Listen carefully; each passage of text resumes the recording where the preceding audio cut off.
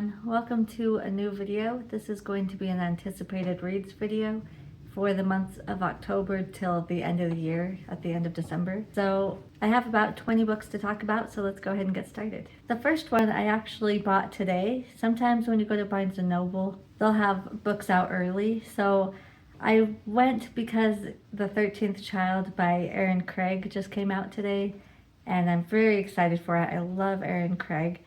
And they actually had Influencer by Adam Cesare. So this isn't supposed to come out until October 1st, but I found it today, and it was one of those buy one get one 50% off deals, so woo! So anyways, I liked Clown in the Cornfield by this author, but I didn't like it enough to continue with the series. I didn't fall head over heels for it like most everybody else seemed to. I liked it, but I wasn't in love with it or anything. And I hear the rest of the series gets pretty political, and I just didn't really care to finish it. But this one, I love this cover, first of all. I don't know how well you can see it, but it's like a cell phone, and you've got this sinister man and then this scared teenage girl, and it just sounded too good to pass up. It says on this little blurb, follow him or die. So anyways, that kind of explains it basically, is, this girl discovers the horrors of social media and predators that can be on there. So I'm pretty excited for this one. So there's 5 more books coming out October 1st. So that's a big week, next Tuesday. So the first one coming out after Influencer is called The Bog Wife. And this is by Kay Chronister. And this is like an eco horror. It kind of sounds more like folk horror. So this is about a family that's part of this town, and they take care of these cranberry, I don't remember what it's called, cranberry fields, cranberry orchard, I don't know. Cranberry something, cranberry bog maybe.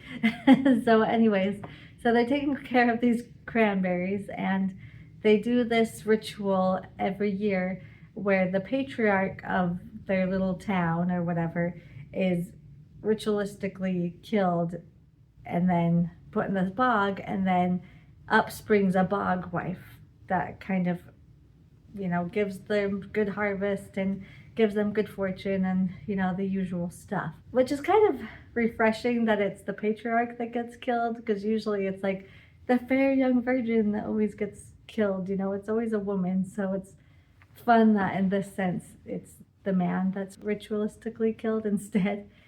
So I enjoy that aspect. But anyways, so this time when they kill their patriarch, there's no bog wife. She doesn't appear. And so now they're freaking out, because what does that mean? Why is that happening? Does that mean they're going to have bad fortune now? So I don't know. It sounds pretty interesting. And then we have Exposure by Ramona Emerson. And this is actually the second in a series, so you might want to start at the beginning, which is called Shutter. And this is about a forensic photographer who I believe is Native American, and it takes place in New Mexico. And there's a serial killer out there that she's trying to catch, and she happens to have the ability to use her camera to see ghosts. And then these ghosts are usually the ghosts of the victims that she's taking pictures of as part of her job, and so she talks to these ghosts and they help her solve the crime. And then we have a novella coming out called Coup de Grace, and this is by Sophia, I have no idea how to say the last name, Adram or something. So this is about a man who wants to travel to, I believe it's called St. Lawrence River, and he's going to kill himself because he's been depressed for a long time, and he just thinks it's time to just end it all. So he gets on the subway to travel to this river. But when he gets out of the subway and into the subway station, he can't find an exit out. He keeps traveling around into different rooms, different places, but there's never an exit out. And he just goes on forever, and he just, travels around this little cavernous subway station and can't find his way back out and is trapped down there. So this sounds pretty intriguing. And it sounds like he may not be alone down there. And then we have Model Home by River Solomon. This is a haunted house story that takes place in the South and is about the only Black family that move into this upper middle class white neighborhood.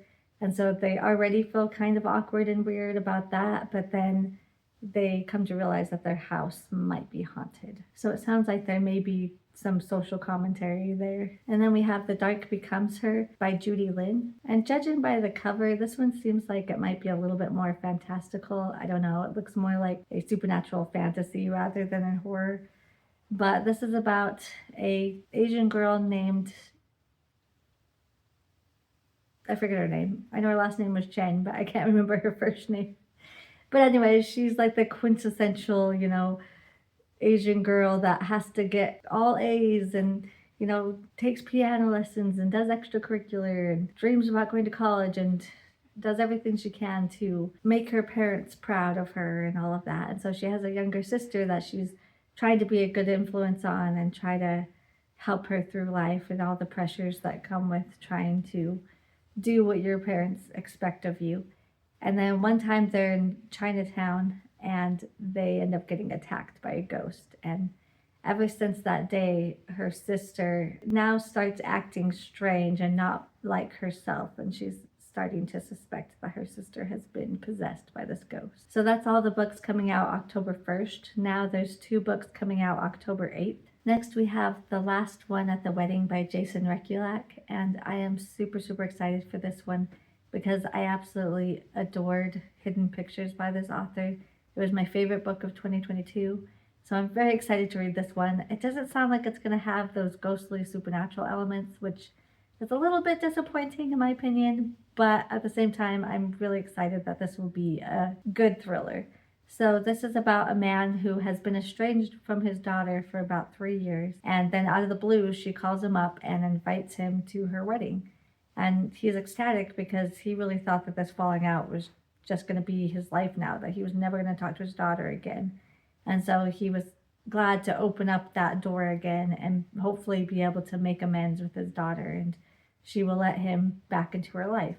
But when he gets there, it's at this really secluded estate that's away from everything, and it turns out that her fiance is part of like a tech billionaire family, and all the locals don't like them and have bad things to say about them. And so he's kind of like, well, what is my daughter getting married into, and as the protective dad, he wants to find out what's going on so that his daughter doesn't get hurt. So sounds like it should be a good time. Then we have The Cursed House by Del Sandine. This is from a debut author, and I absolutely love the setting for this book. This is a Southern Gothic book and that takes place in the 60s in New Orleans. So our main character, who is Gemma Barker, she lives in Chicago and she hates it there and she doesn't want to be there anymore. And she's always been able to see ghosts, and so she kind of wants to, well, I don't know if she wants to get away from the ghosts, because going to New Orleans seems like a bad place to go if you see ghosts, if you're trying to get away from ghosts, because it's noted for being such a haunted place. So I don't know if she's trying to get away from the ghost part, but she just doesn't like where she lives. And so she finds this job with the Duchamp family, if I'm saying that correctly. And she ends up moving in with them, and then soon to find out that apparently their family is cursed, and they think that she's the only one that can break the curse and free them. So I'm very excited for this one. I think it sounds really fun. And like I said, I love the time period. I love the setting. So I'm very excited. And then coming out October 10th, we have Stay in the Light by A.M. Shine. And this is the sequel to The Watchers. I have not personally read The Watchers yet, so I didn't want to read the synopsis for this because there might have been spoilers and I don't want to give anything away for myself or for any of you who have also not read The Watchers yet or seen the movie. So I won't be telling you what this book is about. I'm just letting you know that if you have read The Watchers or seen the movie and you enjoyed it, there is a sequel coming out. And then on October 15th, we have a novella coming out called Rest Stop by Nat Cassidy. And I really enjoyed The Nestlings by this author, and so I'm excited to read this one. It sounds like if you're squeamish around bugs, you might want to take a pass at this one. But this is about a man who gets trapped into a bathroom, I think at like a bus station or something. He goes in to go to the restroom and somebody locks him in there and he can't get out. And then he hears like scuttling. So I'm pretty sure there's going to be a bunch of bugs in this one. And it sounds like there might be something sinister happening on the other side of the door. So maybe he doesn't want to get out and maybe he does. maybe it's like a choice between two different bad, evil things. I don't know. But like I said, I enjoyed that other book from him, and I'm looking forward to reading Mary, and I hear good things about it. I haven't gotten to that one yet. So if you're looking for a short little novella, then this one might fit the bill. And then coming out on October 15th, we have Uncanny, The Origins of Fear by Junji Ito. And I am personally a huge Junji Ito fan. He's a mangaka that writes horror manga, and I've really enjoyed most of the stuff I've read from him, and he has some super creepy, eerie, disturbing imagery in his drawings. So this one is a little bit different. So this one's actually a memoir about him and about what influences him to write the way he does and where he gets ideas for his story and like what sparked his interest as a child and different things. So it sounds like it could be really interesting for people who are like me, who are big Junji Ito fans. And then coming out October 22nd, we have two novels. And the first one is It Will Only Hurt for a Moment by Delilah S. Dawson. And I just love the cover for this one, first of all. And this one sounds like it's going to be more like The Violence, where it's kind of in between a thriller and a horror. And this is about a woman who's trying to get away from her narcissistic ex-boyfriend and her alcoholic, abusive mother. And so she travels to Tranquil Falls, which is like an artist retreat, and so she's there to get back into pottery and hopefully put together the pieces of her life again. But when she's digging a pit to make a kiln, she discovers a body, and then all the other artists around her start acting in strange and bizarre ways. So I'm excited for this one. I think it will be a good time. And then the second one is Memorials by Richard Chismar, and I really enjoyed Chasing the Boogeyman, so I think this one will be a lot of fun as well. And this is about a group of college kids who are doing a project for a class, and they're making a documentary about roadside memorials. So they're driving around Appalachia and stopping at these memorials and filming their documentary and trying to find out what happened to them and different things. But then they keep seeing this symbol on some of the memorials, and it starts this investigation into something that might be a little bit more sinister. And they start to wonder if these roadside killings weren't really accidents, if maybe something else is happening. And then, people start messing with their car, and the locals are kind of harassing them a bit, and somebody's following them. And so it starts to ramp up. So I think it sounds really fun. So that's it for October. So let's move on to November. I only have 4 books to talk about for November.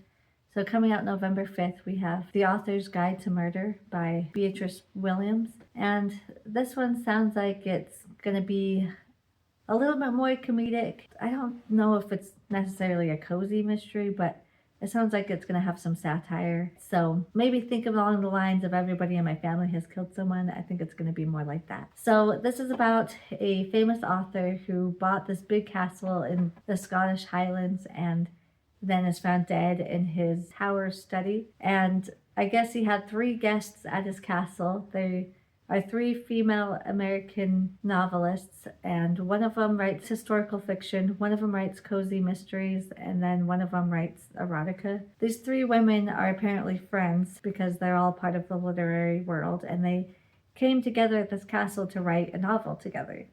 And so now this detective, who apparently doesn't really like Americans, is kind of grumbling that he has to talk to these Americans because he doesn't really like novelists either. And so he is unwillingly having to discover who murdered this man. And, they were the only 3 people there, so they're all suspects. So I don't know, it sounds like it could be a lot of fun. And I like books that have to do with the literary world, and I like books about authors, so that's always a draw for me. And then coming out November 12th, we have The Davenports, More Than This. This is the sequel to her first novel, which is just called The Davenports, and this is about a Black family in the 1920s. At least I think it's in the 20s, sometime in the early 20th century anyways. And they're rich, and this is the synopsis for the first book, because this one's a sequel, so I'm not going to tell you what this one's about, so I'm just telling you what the first one is about. So this is also a YA novel, so be aware of that, and it's a romance. So if that's not what you're into, then go ahead and skip like the next 30 seconds. But Anyway, so we're following these three girls, and I need to reread the first one because I honestly don't remember everything. But I know one of them, is kind of unconventional, and she wants to work on cars or something because her dad got rich because he's turning carriages into like motorized vehicles instead of carriages or something like that. So she, wants to help with that, even though she's a woman. And then we have like her friend, and then her brother, who's also in love with one of the girls, I believe. And so we're following all three of those stories. And one of them's like a social activist or something. And so she goes to like some kind of rally or something and meets this guy. I think his name's Washington. But like I said, the details are really hazy. I really need to reread it. I didn't realize at the time that it had a sequel. I thought it was a standalone.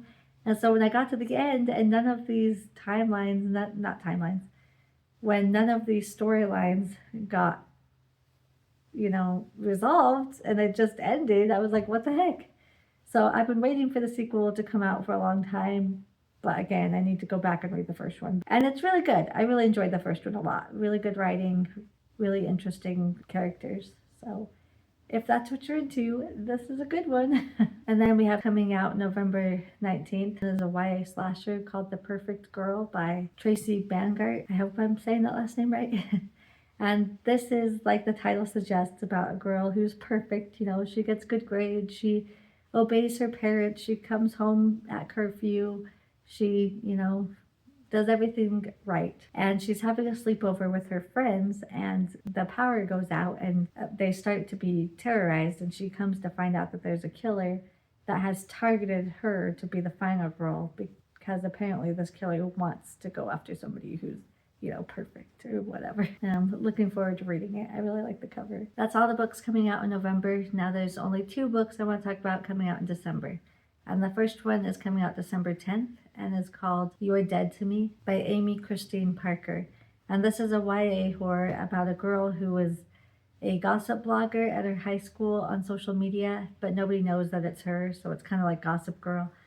And then it comes to light of who her identity is, and so now the whole school hates her. And then she has a vision of the ghost of herself appearing before her in a blood-splattered prom dress, saying that she's going to be murdered. And prom is only a week away, so she's trying to figure out which one of her classmates at this high school hates her enough to kill her over what she's written online.